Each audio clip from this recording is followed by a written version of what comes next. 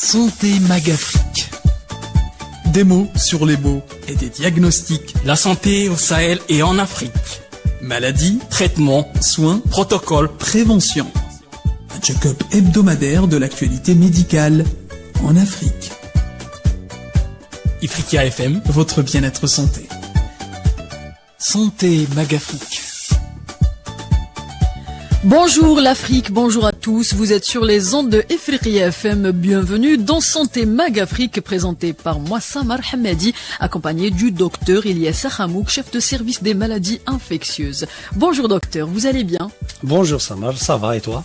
Ça va tranquille, alors aujourd'hui nous allons consacrer ce numéro pour les maladies du bétail touchant l'homme. Bien évidemment, ce sont des maladies que peuvent nous transmettre les animaux. Dites-nous d'abord docteur, quel est l'intérêt ou pourquoi parler de ce genre de maladie?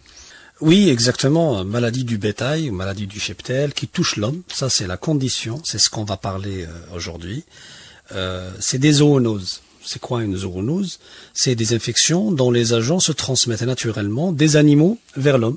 Ça vient du grec zoo, qui c'est l'animal, zoon, et nosos, c'est maladie. Pourquoi en parler? Parce que actuellement 75% des maladies émergentes sont des maladies zoonotiques, c'est-à-dire des maladies qui transmettent de l'animal vers l'homme.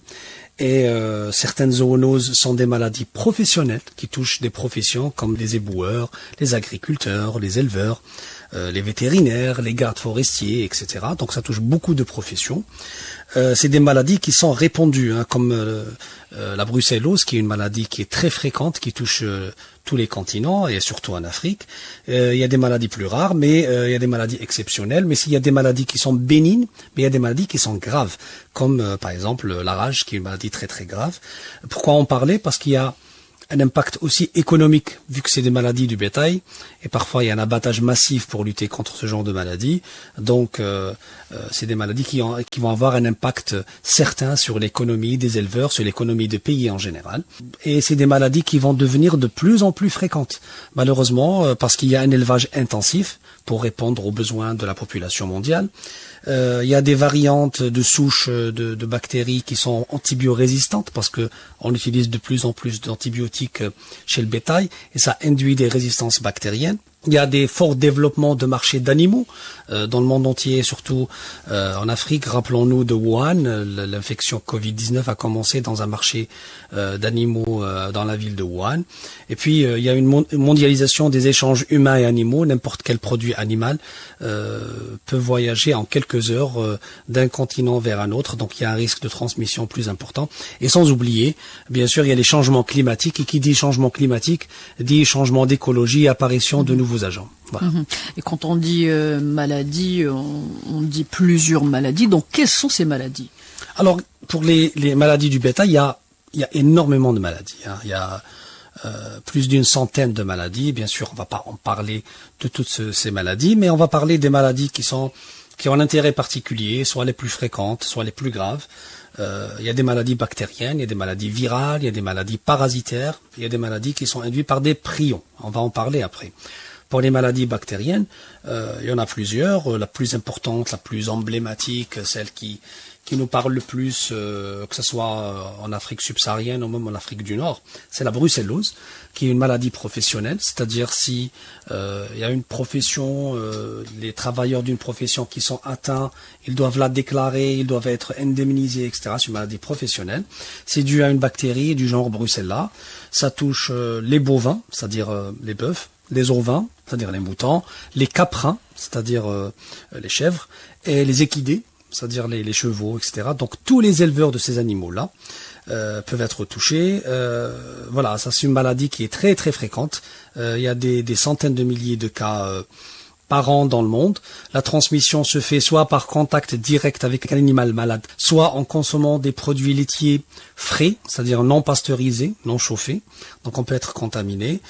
Soit chez les éleveurs, les vétérinaires, quand on manipule des produits de mise bas de l'animal, ou bien si on respire un peu le fumier, c'est-à-dire on inhale ces produits qui entourent l'animal, on peut être contaminé. Donc ça par rapport à la brucellose. Il y a une autre maladie, c'est le charbon, qui est dû à une bactérie qui s'appelle le Bacillus anthracis. qui touche aussi les ovins, les bovins, les équidés, les caprins, le plus souvent par inhalation ou consommation des produits qui entourent l'animal. Il y a la fièvre Q, au quarry fever en anglais, qui est due à une bactérie qui s'appelle Coxiella burnetii. Ça ressemble un peu à la brucellose. Il y a la listériose qui est très très connue, c'est une maladie bactérienne due au Listeria monocytogenes, qui touche beaucoup d'animaux et qui est particulière parce que ça touche surtout les femmes enceintes qui sont très vulnérables à cette maladie. Ça donne un syndrome pseudo-grippal. Donc il y a la femme enceinte qui a consommé un peu de lait qui est frais, qui n'est pas pasteurisé. C'est pour ça qu'on conseille toujours aux femmes enceintes de consommer soit de la viande qui est bien cuite, soit du lait qui est pasteurisé, pas du lait frais, pas des fromages frais, parce qu'ils peuvent être contaminés par cette bactérie qui donne un syndrome pseudo-grippal. Donc j'ai dit fièvre, des maux de tête, le nez qui coule.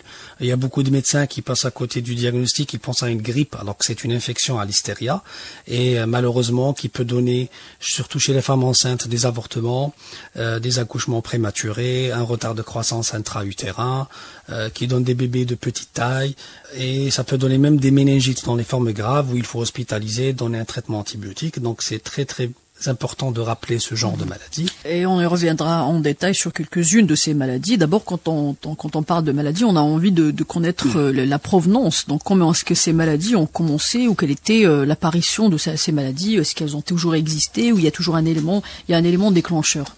Oui, alors ce genre de maladie existe avant même la découverte microscopique des agents. On connaît ce genre de maladie sans connaître les agents. Ça existe depuis l'Antiquité. Et c'est pour ça qu'avant, dans les premiers âges de l'humanité, on consommait ce qui était frais, parce qu'on n'avait pas de réfrigération, donc on consommait ce qui était frais, ou bien on séchait les aliments, donc on mettait soit du sel, soit séché à l'air libre comme la viande sèche, etc. C'est pour pouvoir la consommer plusieurs jours après.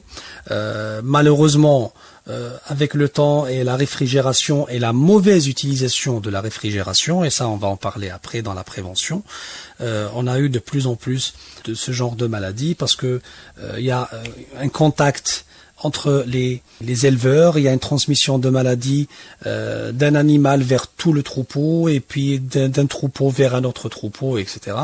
Et on a parlé juste des maladies bactériennes, donc c'est des maladies qui sont connues depuis l'Antiquité et il y a des maladies nouvelles, il y a des maladies émergentes qui sont apparues au XXe siècle et qui vont même apparaître dans les prochaines années, parce que je vous ai dit, avec l'élevage intensif et l'intervention de l'homme, il y aura de plus en plus de maladies. On a parlé des maladies bactériennes, on va parler aussi des maladies virales, parasitaires aussi. Voilà. Et ces bactéries, elles sont transmises donc par l'alimentation, mais à l'origine, c'est par les animaux. À l'origine, c'est pas les animaux, j'ai dit que c'était des professions qui sont touchées par ces maladies, parce qu'ils sont en contact direct avec l'animal.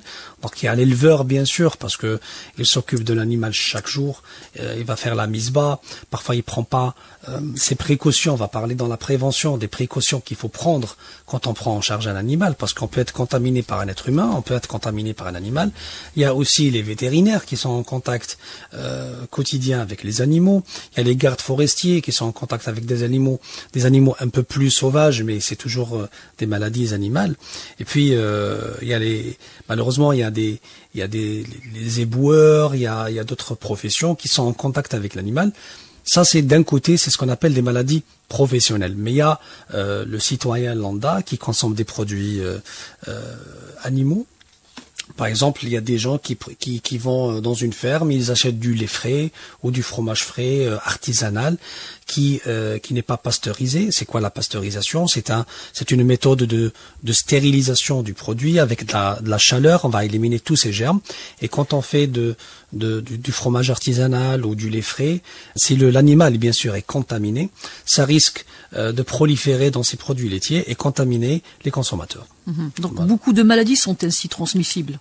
Oui, c'est des maladies, ce qu'on appelle des zoonoses. C'est vrai qu'il y a des maladies humaines qui sont transmises à l'animal, mais il y a aussi des maladies animales qui sont transmises à l'homme.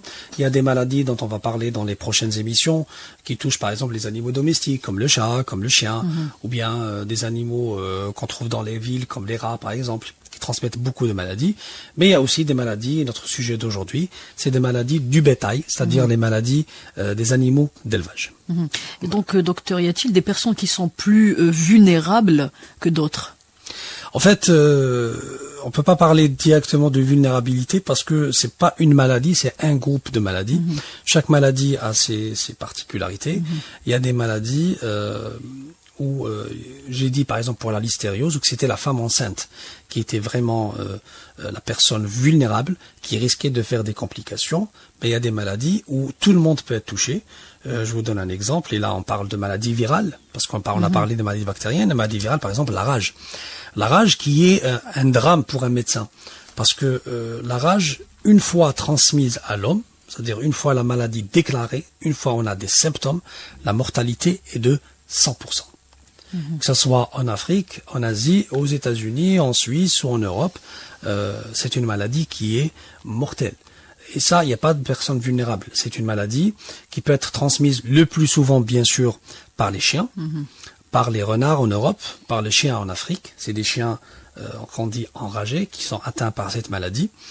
Mais elle peut être transmise, et ça, on ne le dit pas assez. Elle peut être transmise par des moutons, elle peut être transmise par des bovins, par les porcins, les gens qui élèvent des cochons, etc., qui transmettent beaucoup de maladies, par les chevaux. Donc, tous ces animaux, s'ils sont atteints, s'ils sont contaminés en mordant l'être humain, et si l'être humain ne prend pas ses précautions, à savoir la vaccination antirabique, c'est-à-dire la vaccination contre la rage, s'il y a apparition des symptômes, c'est quoi les symptômes de la rage? C'est des symptômes atroces. C'est une personne qui a une hydrophobie, une aérophobie. C'est très particulier. C'est quoi une hydrophobie? C'est une personne qui a peur de l'eau. C'est-à-dire, si elle voit l'eau, elle a peur. Si elle entend qu'il y a un courant d'eau, elle a peur. Qui a peur de l'aérophobie, elle a peur de l'air. Si on souffle sur le visage de cette personne, elle a peur. Donc, c'est des malades où j'ai dit que si les symptômes se déclarent, le patient va mourir au bout de quelques semaines. Il n'y a aucun traitement à part la vaccination. Quand on se fait mordre, quand on se fait griffer par un animal suspect, il faut se faire vacciner contre la rage. Ça, c'est pour la rage. Immédiatement, oui. Voilà, immédiatement. C'est une maladie vraiment, c'est un drame pour nous les médecins, surtout les infectiologues, parce que si on reçoit un malade qui présente ce genre de symptômes, on sait qu'il va mourir. Et ça, c'est terrible. Ça, c'est pour des maladies virales. Il y a aussi la variole de la vache. Il y a la variole de l'être humain. Il y a la variole du singe. On en a parlé il y a quelques mois quand il y a une épidémie en Afrique. Mais aussi la variole de la vache. Ou le cowpox, c'est une maladie particulière parce que c'est cette maladie-là, c'est cette bactérie-là qui a été utilisée en 1796 par Dr Jenner pour fabriquer la vaccine. C'est quoi la vaccine? C'est le premier vaccin de l'humanité. C'est lutter contre la variole humaine. On a pris la variole de la vache, la bactérie, on a fabriqué un vaccin pour protéger l'homme contre la variole humaine, qui est, elle, très grave. Et c'est le mot qui est la vaccine, qui est devenu le mot vaccin. Donc c'est le premier vaccin de l'humanité, a été utilisé après la variole de la vache. Il y a d'autres maladies virales transmises par le bétail, comme la fièvre de la vallée du Rift, qui touche beaucoup les zones subsahariennes de l'Afrique. La dernière épidémie importante, c'était dans la ville de Chintabaradine, dans les frontières entre le Niger et le Mali. C'est une maladie du bétail qui donne un grand impact sur l'économie, malheureusement. C'est dû à un virus qu'on appelle le phlébovirus, qui touche aussi les ovins, les bovins, les caprins. Faut pas oublier la grippe, parce que si vous savez, il y a la grippe aviaire, mais il y a la grippe porcine, qui peut toucher les éleveurs de ces animaux-là. Il y a l'hépatite E, qui peut être transmise par le porc. Il y a le MERS. C'est quoi le MERS? C'est un peu l'ancêtre de la Covid-19. C'est un coronavirus qui est apparu en 2012 chez le dromadaire. Donc c'était surtout dans la région du Golfe, Moyen-Orient. C'est un virus, c'est un coronavirus qui a touché le dromadaire, qui a été transmis à l'homme. Et c'était en 2012, donc 7 ans avant la Covid-19. Donc voici pour les maladies virales. Pour les maladies parasitaires, on va juste parler du ténia, par exemple, qui est une maladie très connue. C'est un parasite du porc. Et quand on consomme le porc sans bien le cuire, on est transmis par cette maladie. Puis on a parlé des maladies bactériennes, on a parlé des maladies virales, on a parlé des maladies parasitaires, mais il y a aussi un classement particulier, ce qu'on appelle les prions. Les prions, c'est des agents pathogènes non conventionnels qu'on a découvert relativement récemment. C'est la maladie de Creutzfeldt-Jakob, qu'on appelle aussi la maladie de la vache folle. C'est une maladie qui a fait une grosse polémique en Europe il y a à peu près une vingtaine d'années. C'est une maladie qui touche le bétail, les vaches, et qui est transmise par l'homme, mais qui met des décennies, on va dire 10, 15 ans, 20 ans pour avoir des symptômes chez l'homme. Et on va en parler dans les symptômes. C'est quand même énorme. Donc, et vu qu'on parle de l'Afrique, qu'en est-il des pays en Afrique les plus concernés par ces justement maladies, et pourquoi, ou qu'est-ce qui nourrit ces maladies en Afrique? Alors en Afrique, on a plusieurs types de climats. C'est vrai que au bord l'extrême nord et l'extrême sud, on a un climat un peu méditerranéen qui est propice à l'élevage. Puis on a le Sahara, ou le Grand Sahara, le climat saharien, qui est un climat sec, qui est un climat aride. Donc c'est surtout des nomades, des personnes qui font du commerce, etc. Puis à la fin on va dire au sud du Grand Sahara, il y a les régions soudaniennes, les régions sahéliennes, où on commence à avoir un climat qui est subtropical, qui est tropical, donc il y a beaucoup de pluie, il y a de l'alimentation. Donc le climat, il joue un grand rôle quand même. Il joue un très grand rôle parce que c'est là, au sud du Sahara, début du climat soudanien, de la région soudanienne, il y a les personnes sédentaires, il y a des personnes beaucoup d'éleveurs, et c'est là où commence ce genre de maladie. Dans le Sahara, on ne trouve pas ce genre de maladie parce qu'il n'y a pas un vrai élevage de bétail. Mais dans la région sahélienne, la région tropicale, intertropicale, il y a beaucoup d'élevage. Et là où il y a beaucoup de maladies, c'est logique d'avoir des maladies liées au bétail. Et je vous ai dit la dernière fois, dans la ville de Chintabaradine, frontière entre le Niger et le Mali, on a une grande épidémie de la fièvre de la vallée du Rift, parce que c'est une zone qui est connue pour son élevage et qui exporte son bétail partout en Afrique. Donc voilà ce qui concerne l'épidémiologie de ce genre de maladie en Afrique. Donc ça touche beaucoup de pays en Afrique, docteur.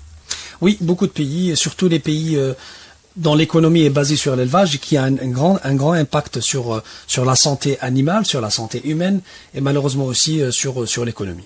Et vous nous aviez cité moult maladies provenues par les animaux. Quelle est donc, selon vous, docteur, la plus dangereuse, mais aussi quelle est la plus fréquente plutôt? En fait, la plus fréquente, moi je dirais que c'est la brucellose qui est la plus fréquente parce que ça touche beaucoup de pays, que ce soit en Afrique ou dans le monde. C'est une maladie qui touche beaucoup de races aussi. Donc c'est l'une des maladies les plus fréquentes en Afrique. La plus dangereuse, il y a la rage, on en a parlé parce que la rage, une fois déclarée chez l'être humain, elle est mortelle à 100%. Donc elle est très très très dangereuse, très très grave. Mais la rage, je vous ai dit que il y avait un vaccin. Il y a deux types de vaccins. Il y a le vaccin préventif qu'on utilise chez les professions exposées au risque, donc les éleveurs, les vétérinaires, les gardes forestiers, etc., qui se font vacciner une fois par an pour les protéger. Il y a le vaccin qui est post-exposition, c'est-à-dire chez le citoyen lambda, c'est s'il se fait mordre ou s'il se fait griffer, il se fait obligatoirement vacciner. Mais il y a la maladie la plus grave, c'est l'Ebola. L'Ebola et son cousin le marbourg, parce que c'est pas une maladie qui est liée directement au bétail, mais qui est due à un élevage intensif, à une urbanisation, et on va attaquer des animaux, l'habitat naturel des animaux sauvages, on va être en contact avec ces animaux sauvages. Et je rappelle que l'Ebola ainsi que le marbourg, c'est des maladies dont la mortalité est de 40 à 80% à peu près. C'est très très haut, c'est les maladies les plus graves dans le monde. Hein. Et on n'a toujours pas de traitement spécifique pour ce genre de maladie. Donc brièvement, docteur, vu qu'il nous reste peu de temps, donc vous nous aviez évoqué brucellose, la rage, la vache folle. Qu'en est-il des symptômes les plus fréquents? Pour les symptômes, Chaque maladie a ses propres symptômes. Il y a la brucellose qui peut donner chez l'être humain. Il y a des formes aiguës, il y a des formes qui durent quelques jours, il y a des formes qui durent quelques semaines. Ça peut donner de la fièvre, ça peut donner une spondylarthrite, c'est-à-dire une infection au niveau des vertèbres. Ça c'est assez handicapant. Il y a des formes chroniques. La listériose, j'en ai parlé pour la femme enceinte, qui donne un syndrome pseudo-grippal. On a la maladie de Creutzfeldt-Jakob, je vous ai dit, c'est une maladie qui est due au prion. C'est ni un virus, ni une bactérie, ni un parasite, ni un champignon. C'est un prion, c'est des nouveaux agents. Quand on consomme de la viande de bœuf qui est contaminée, on fait pas des symptômes avant au moins 10 ans. Et c'est ça le problème. On commence à faire ce qu'on appelle des démences. Donc il y a l'être humain qui commence à perdre ses fonctions supérieures, à savoir la communication, la mémoire, le contrôle de ses membres, etc.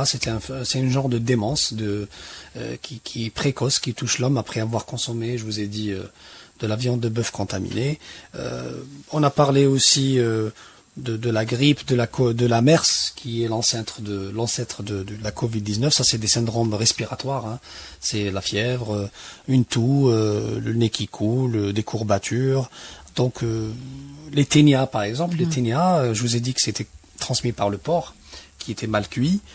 Les ténias, ça donne des syndromes digestifs, soit des douleurs abdominales, soit des vomissements, soit des nausées, soit une perte de poids, parce que on a un ver qui va se développer dans le tube digestif, qui va consommer nos aliments, qui va induire beaucoup de symptômes, même des amaigrissements.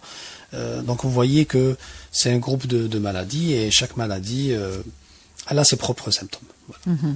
Il est justement important de mettre un système sanitaire efficace en Afrique afin de lutter ou du moins réduire ces maladies. Que proposez-vous, docteur ? Oui, parce que je vous ai dit, il y a un impact animal, il y a un impact humain, il y a un impact économique, donc c'est très très important d'avoir un vrai système de santé pour contrôler ce genre de maladies, de santé vétérinaire, de santé animale, avec la participation multisectorielle pour lutter contre ce genre de maladies. On va parler dans la prévention, un vrai système de santé de dépistage, parce qu'il faut avoir les moyens pour diagnostiquer ce genre de maladie déjà chez l'animal pour pouvoir isoler les animaux malades, un système de prise en charge, parce que vous voyez qu'il y a plusieurs maladies et chaque maladie peut nécessiter une prise en charge. Ça peut aller du traitement symptomatique le plus simple à la prise en charge en réanimation, et puis bien sûr la prévention, parce que c'est très important dans ce genre de maladie de rompre la chaîne de transmission. On a parlé, et on va rappeler que c'est une maladie qui se transmet de l'animal vers l'être humain, donc on va agir au niveau en premier chez le réservoir qui est l'animal.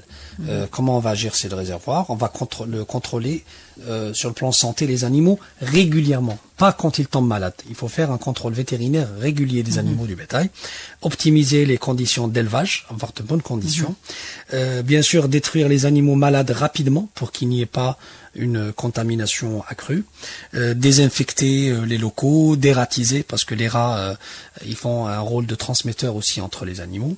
Ça c'est pour le réservoir. Pour la chaîne de transmission, il faut isoler les animaux malades, il faut améliorer la ventilation générale des locaux de travail pour le personnel qui travaille, mettre en place des procédures de gestion des déchets animaux, qui sont je vous ai parlé, qui transmettent beaucoup de maladies, et puis mécaniser certaines tâches pour protéger les êtres humains. Donc on a parlé de réservoir animal, on a parlé de la transmission, mais qu'en est-il de l'homme? Comment prévenir, docteur, ou quels sont les gestes à adopter pour éviter ces maladies? Très bien, l'homme qui est le dernier maillon de la chaîne, et qu'il faut protéger, surtout certaines professions. Je vous ai parlé des professions à risque, il faut respecter les procédures de travail. Ça c'est très très important. Et puis respecter les règles d'hygiène individuelles. Quand on travaille avec les animaux, il faut respecter des règles d'hygiène en portant un équipement de protection individuelle, à savoir les lunettes protectrices, les gants, les tenues, les bottes. Ça c'est très important de se protéger. Il y a aussi le côté se laver les mains régulièrement, désinfecter régulièrement, surtout quand il y a une suspicion d'animal malade. Et puis un contrôle sanitaire, ça c'est le rôle de l'État, de faire des contrôles sanitaires pour voir le degré de respect de toutes ces procédures, parce que je rappelle qu'il y a des maladies professionnelles, et si ces personnes-là sont touchées, il faut les indemniser, il faut les prendre en charge. Merci docteur.